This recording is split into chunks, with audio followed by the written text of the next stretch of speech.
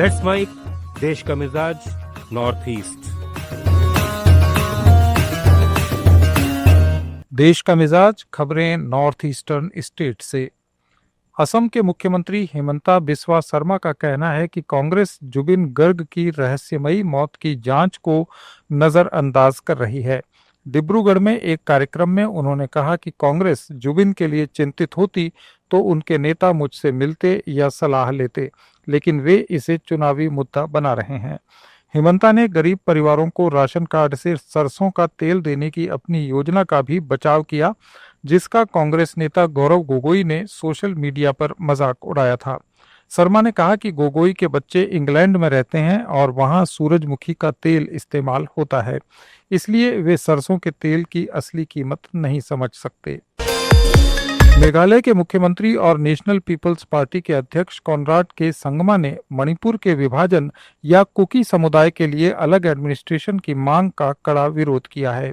चूड़ाचांदपुर और मोरे जैसे क्षेत्रों में जातीय संघर्ष के विस्थापितों से मुलाकात के बाद संगमा ने कहा कि मणिपुर को विभाजित करने की सोच एनपीपी की नीति नहीं है। संगमा ने शांति बहाली के लिए हथियारों का प्रसार, ड्रग तस्करी, भारत म्यांमार सीमा पर बाड़बंदी और फ्री मूवमेंट रिजीम जैसे मुद्दों पर बातचीत की अपील की और कहा कि सभी समुदायों को मिलकर इसका समाधान निकालना चाहिए। त्रिपुरा के कुमारघाट में जल संसाधन विभाग के इंजीनियर रंजय देव वर्मा पर हुए हमले के मामले में एफआईआर दर्ज होने के बावजूद अब तक कोई गिरफ्तारी नहीं हुई है। इससे स्टेट इंजीनियर्स एसोसिएशन और सरकारी इंजीनियर नाराज हैं। उनका कहना है कि धर्मनगर, कैलाशहर और अम्बासा में भी ऐसी घटनाएं हो चुकी हैं, लेकिन सत्ताधारी पार्टी के दबाव में पुलिस निष्क्रिय है। उन्होंने चेतावनी दी कि अगर कार्रवाई नहीं हुई तो इंजीनियर फील्ड वर्क बंद कर देंगे।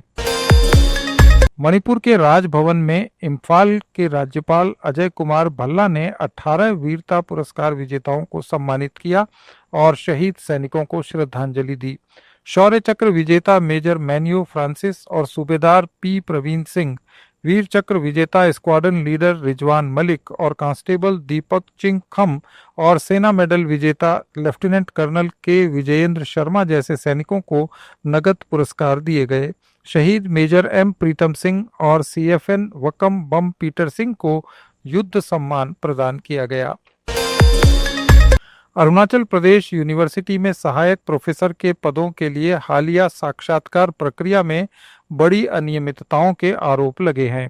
उम्मीदवारों ने इसे यूजीसी नियमों का उल्लंघन बताया है।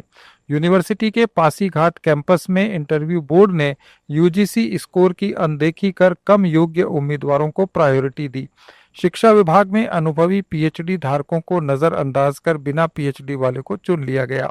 उम्मीदवारों ने बोर्ड की संरचना में सब्जेक्ट एक्सपर्ट्स की कमी, व्यक्तिगत सवालों और सर्टिफिकेट्स की जांच न करने पर सवाल उठाए और राज्यपाल को पत्र लिखकर स्वतंत्र जांच, सिलेक्शन रद्द करने और नए इंटरव्यूज की मांग की है। मिजोरम के चीफ सेक्रेटरी खिल्लीराम मीणा ने आइजल सेंट्रल जेल और सेंट्रल वीमेंस जेल का दौरा किया। आइजल सेंट्रल जेल की क्षमता 480 कैदियों की है, लेकिन अभी वहां 917 कैदी हैं। वीमेंस जेल में भी 96 की बजाय 148 कैदी रखे गए हैं। मीणा ने जेलों में वीडियो कॉन्फ्रेंसिंग सुविधा, स्वास्थ्य सेवाओं और स्किल डेवलपमेंट कार्यक्रम की समीक्षा की, जो नए आपराधिक कानूनों के तहत शुरू किए गए हैं। 55 करोड़ रुपए के फंड से जेलों का नवीनीकरण चल रहा है, जिसमें सेंट्रल जेल पर 14 करोड़ रुपए खर्च किए जाएंगे। नगा पीपल्स फ्रंट ने कोहिमा में अपने सेंट्रल ऑफिस में एक प्रार्थना सभा की, जिसमें नेशनलिस्ट डेमोक्रेटिक प्रोग्रेसिव पार्टी के साथ प्रस्तावित विलय के लिए ईश्वर का मार्गदर्शन मांगा गया। फ्रंट के अध्यक्ष अपोंग पोंगेनर ने एकता और विश्वास के साथ आगे बढ़ने का आह्वान किया। विधायक कुजो लुजो नियनू ने कहा कि प्रार्थनाओं से विलय हकीकत बनेगा और फ्रंट की सत्ता में वापसी होगी। महिला विंग की सलाहकार सानो वमुजो ने नगा लोगों में एकता और पार्टी के सिद्धांतों के प्रति समर्पण पर जोर दिया। ये थे उत्तर पूर्वी राज्यों के आज के प्रमुख समाचार। अपडेट्स के लिए जुड़े रहिए लेट्स माइक के साथ। आप सुन रहे थे let's mike more than radio. Follow कीजिए हमें हमारे सोशल मीडिया प्लेटफॉर्म्स पर।